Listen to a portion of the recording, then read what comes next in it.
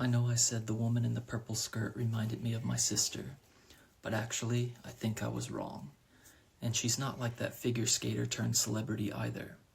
The person she most reminds me of is Mei-chan, a friend I had in elementary school, a girl who used to wear her hair in long braids, secured with red elastic bands.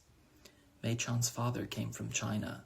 Just a day or so before our elementary school graduation ceremony, Mei-chan's entire family had to go back to Shanghai, the father's home city.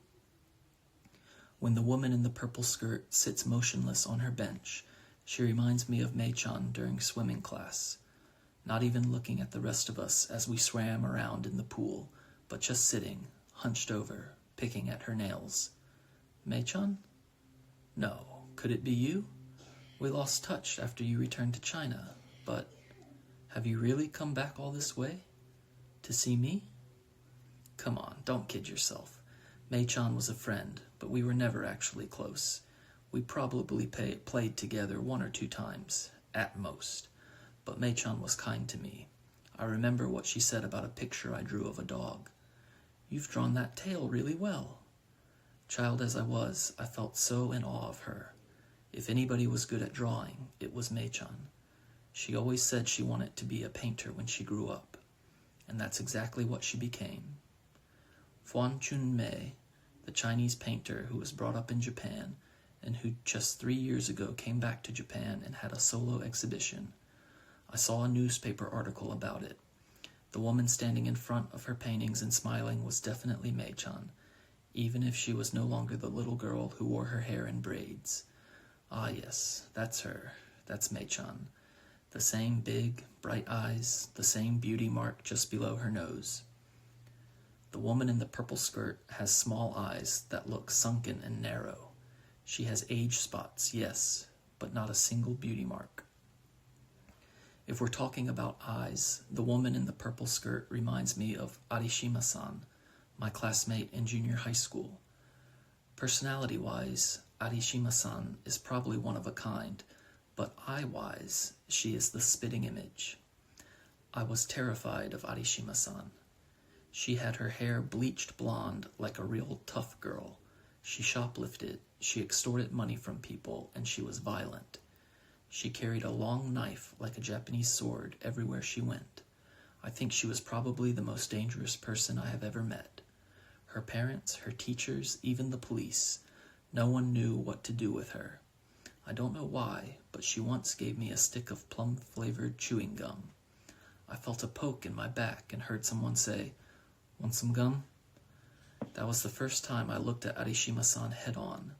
Those small, sunken, narrow eyes, those downwardly sloping eyebrows. For a second, I didn't know whom I was looking at. I took the gum without saying anything. Why didn't I at least thank her? I assumed the gum was poisoned and chucked it in a garbage can in front of a sake shop on my way home. Why would it have been poisoned? I should have just started chewing it right there. The next day, I could have given her a piece of candy. Well, too late now. Arishima-san left school as soon as she could, after junior high, and immediately started hanging out with hoodlums. Rumor had it that she eventually got involved in pimping and drug dealing, and threw herself into gangster life. She's probably in jail now, on death row maybe, which means that the woman in the purple skirt can't be her. Oh, actually, there's another person the woman in the purple skirt reminds me of. She's a regular commentator on afternoon TV shows, the manga artist who draws cutesy little cartoons about a ghost, and, just recently, illustrations for children's books. As she always says, it sounds so much better to be an illustrator than a cartoonist, doesn't it? She's the one with the husband who is also a manga artist. What's his name? I can't remember. Oh no, wait. The person the woman in the purple skirt really reminds me of is the checkout girl in the supermarket near where I used to live. The woman who one day asked out of the blue whether I was okay. It was when things had hit rock bottom for me.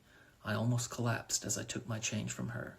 The next day, when I went again to the supermarket, she recognized me and called out a friendly greeting. I could never go back to that supermarket.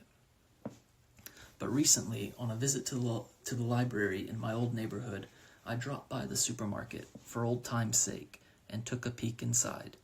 There she stood, in her usual place by the cash register. She looked well. I noticed yet another badge on the front of her uniform. I think what I'm trying to say is that I've been wanting to become friends with the woman in the purple skirt for a very long time.